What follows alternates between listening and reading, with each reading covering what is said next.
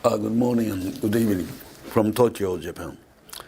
I'd like to speak about the subject of Making Japan Strong Again. I read. People tend to forget the fluid political decisions made that led to the threat that China is today. They also tend to ignore how Japan, which America now needs as an ally, has been kept weak as an international power. These U.S. policy blunders are now being compounded by Russia's war or invasion into Ukraine. The next challenge for which Japan is critical might be said to be over Taiwan. For this year's 94th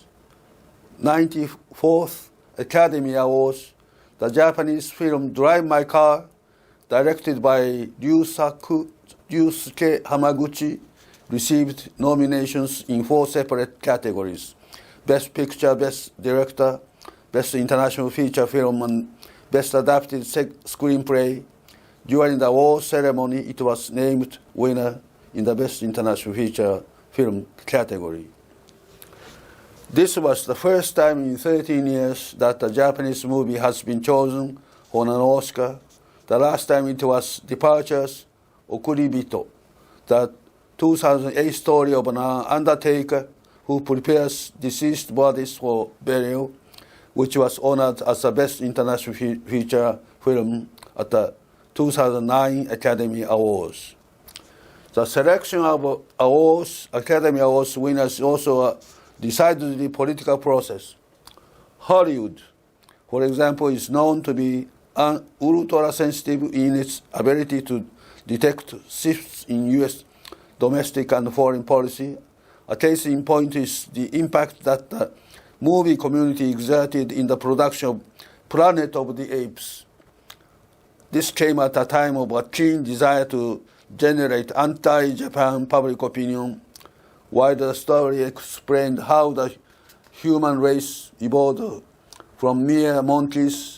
There were suspicions that the apes in the film were modeled after Japanese people. Another example is Otoko wa Tsurai yo.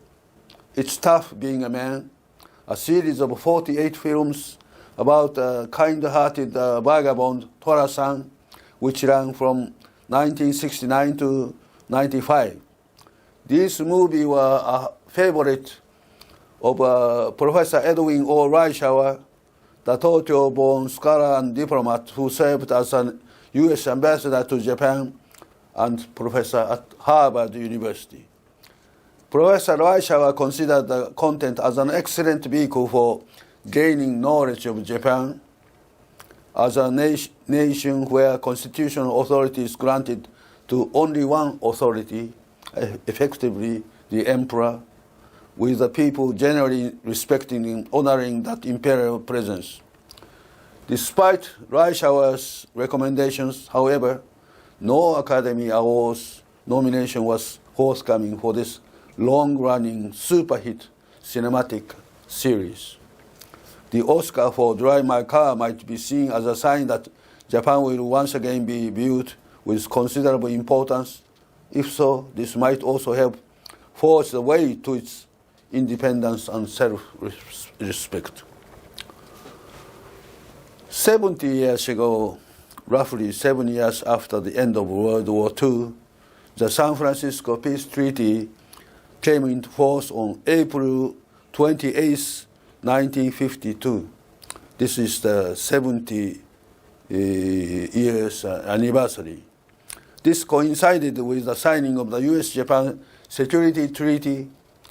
This San Francisco Peace Conference paving the way to this move was convened during September 4 to September the 8th, 1951, with 52 nations present.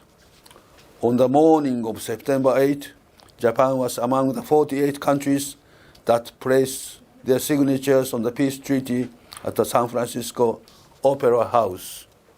That afternoon, the U.S.-Japan treaty was inked on the base of the 6th U.S. Army headquarters. The only representative of Japan Signing that document, however, was Mr. Shigeru Yoshida, Prime Minister at that time. He was escorted to the site for that purpose only. On the Japan side, furthermore, no discussions were held in the National Diet of the proposed draft for that treaty. Negotiations for the U.S.-Japan Administrative Agreement, an accord positioned to stipulate the legal status of U.S. military troops stationed in Japan, commenced in Tokyo in late January 1952. The agreement was officially signed that February 28. Yoshida, among his recollections in later years, lamented about his great shame in how Japan, although achieving admirable economic recovery, had effectively consigned the engineering of its peace and order to outsiders. Despite such sentiments, however, the conservative mainstream leaders who followed Yoshida failed to perceive those regrets and effectively mounted no efforts to emerge from their dependence on a, quote, weak Japan, quote. Washington is now aware of its botched China policy, I think. February 21st of this year marked the 50th anniversary of the historic 1972 visit to China by American President Richard Nixon. On that occasion, the United States and mainland China joined hands in the shared objective of standing up against the Soviet Union. As lip service to President Chiang Kai-shek of Taiwan, meanwhile, it was agreed that the administrative authority of the Senkaku Islands would be consigned to Japan. Not clarified, however, was the specific affiliation of this declared sovereignty. Decades later, with the administration of President Donald Trump, then Secretary of State Mike Pompeo, speaking in the front garden of the Richard Nixon Presidential Library and Museum in California, declared that Nixon's diplomacy had collapsed. In addition to Henry Kissinger was stripped with his position as an advisor to the American State Department. As it turned out, not only did China fail to achieve the widely anticipated shift to democracy, it primarily transformed itself into an economic and military superpower singularly dominated by the Chinese Communist Party. In terms of GDP as well, it is now common knowledge that when adjusted for the purchasing power parity in 2021, China outstripped the United States to become number one in the world. As this has become to pass, Beijing consistently supported the international worship of money without a trace of compaction. This bears an absolutely similarity to the support voiced by the United States President Franklin Roosevelt for the Soviet Union under the rule of Joseph Stalin. Nixon, just prior to his death in 1994, went on record with the following profound comment regarding China: "We may have created a Frankenstein monster."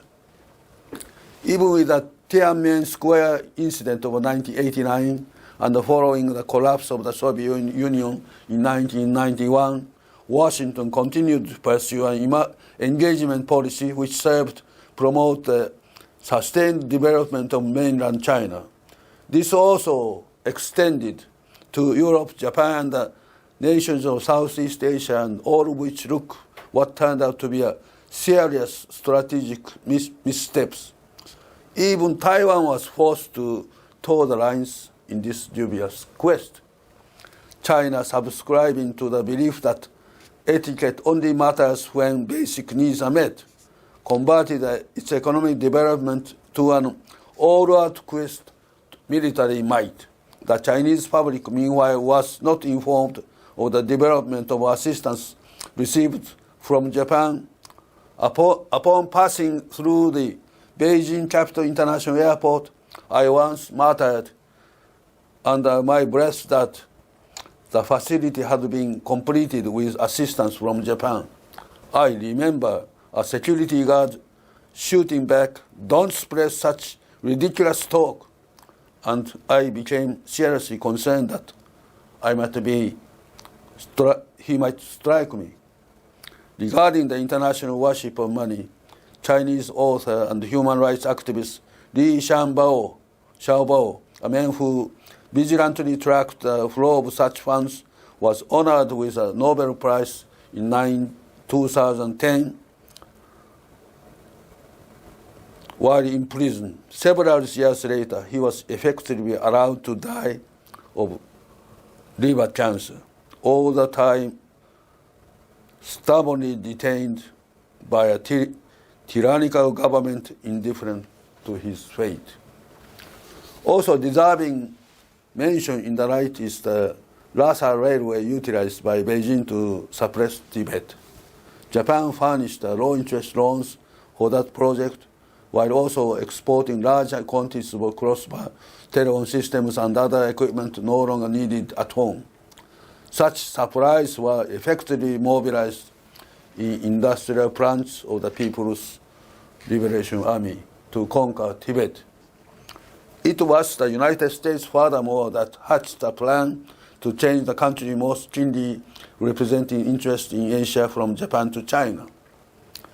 At Pearl Harbor Memorial Services, for example, it was arranged for Chairman to deliver an address as a representative of our old ally. For the Davos World Economic Forum, the Asia Secretariat was moved from Tokyo to China, while a steady stream of international conferences led by President Xi Jinping were also convened for the Bilderberg meeting. There was a proposal from Queen Juliana of the Netherlands that it was still too early to include Japan in the gathering. When it came to China, however, a recommendation of a renowned figure from a Chinese conglomerate led to the inclusion of that individual in the meeting. There are no Japanese members at that gathering to this day. During the Cold War between the United States and Soviet Union, there was a possibility that the clash between NATO and the Warsaw Treaty Organization in Europe would instantly trigger all-out war. Back in those days, however, deterrents were enforced between America and the Soviet Union, with ample lines of bilateral communications in force. Upon the death of former President Ronald Reagan, while it was surprising that the former Secretary General of the Communist Party of the Soviet Union, Mikhail Gorbachev, visited to pay his respect, there were clear lines of communication and tacit understanding between the existing supreme powers. Vladimir Putin, for instance, did not attend the funeral of the Poland-born Pope John Paul, a figure who played a key role in continuing to the Soviet Union's collapse. On that occasion, I vividly remember that Japan arranging for attendance at the late Pope's memorial service was by the former Minister of Foreign Affairs, a figure who clearly ranked low in terms of status. This move, two moves of the lack of attendance by Putin and the move earned by puzzled amusement from the world. In the current military conflict between Ukraine and Russia, the United States can be said to have acted mistakenly in driving Russia over to the Chinese side. For America to confront China, the most natural course of action would be to join hands with the Russians.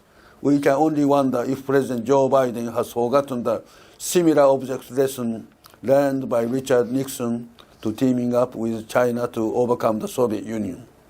Expanding NATO to Ukraine would effectively prevent US from shifting the pivot tool to Asia. Have both Vladimir Putin and Biden become inextricably entangled in the strategy of Xi Jinping? When Putin traveled to Beijing for this year's Olympics, was he effectively enticed to align with that tactic? Compared to the Cold War era United States-Soviet standoff, it is said that the likelihood of war breaking out between the US and China is greater. What's more, with such a conflict likely to be limited, if not hard-fought engagement, the potential of such development is considered to be all the higher. As noted by certain People's Liberation Army general, any confrontation in the Taiwan Strait would favor. The longer that such standoff dragged on, for this part, she appears to support a military struggle raging between Russia and Ukraine. Perhaps this is because it draws attention away from the Taiwan Strait and will hopefully help him stage at this November's Communist Party convention without incident. There is a theory that Mr. Xi, Chairman Xi, yearns to emerge as a leader surpassing the status of even Mao Zedong. That is a true cut in the cloth of a genuine emperor. The time is right to achieve an independent and self-respecting Japan. With the outbreak of the military conflict between Russia and Ukraine, losing their voices in Washington have been Mr. Joseph Nye, Mr. Richard Armitage, Mr. Kurt Campbell, and others who have favored the containment of Japan, namely aggressive advocates of the weak Japan theory. Ever since the signing of the San Francisco Peace Treaty in 1952, 71 years ago, America has pursued its vision of a weak Japan. It has at least become obvious, however, that making Japan strong is consistent with the U.S. national interest.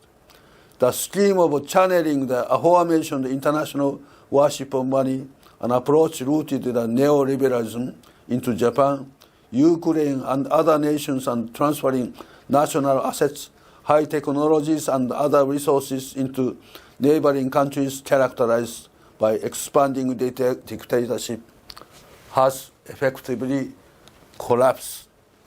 It defies the imagination, therefore, why Japan, at the current point in time, would want to borrow nuclear weapons or otherwise become the secret weapon agent of America in East Asia. The Japanese should excuse themselves from such a role without further thought or discussions.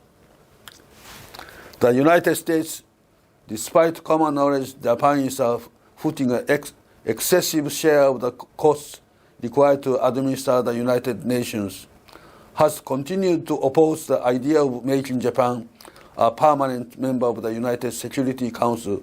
In 1971, furthermore, Washington engineered the shift from the Taiwan's Chiang Kai-shek to the mainland China of Mao Zedong as a permanent member of the United Nations Security Council.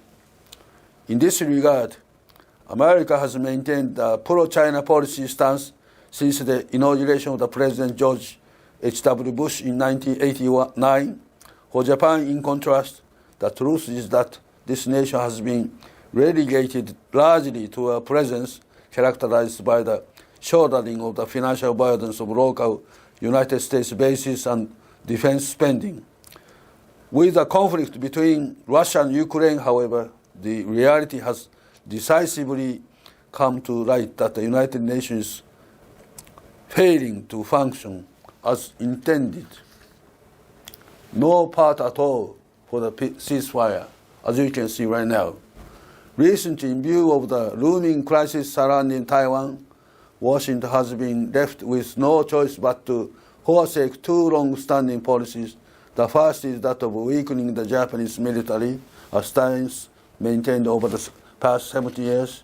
The second consists of so-called Japan containment policy, a pro-China strategy now in force for 50 years.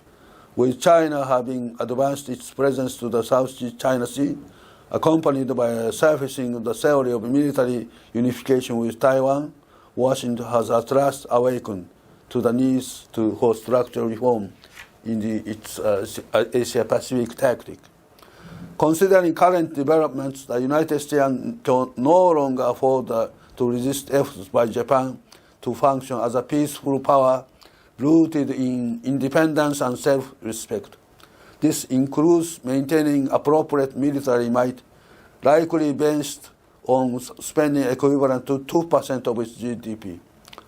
While I think Japanese military capability should not rely exclusively on the American technologies, while fulfilling the role of making active contributions to the Asia-Pacific region.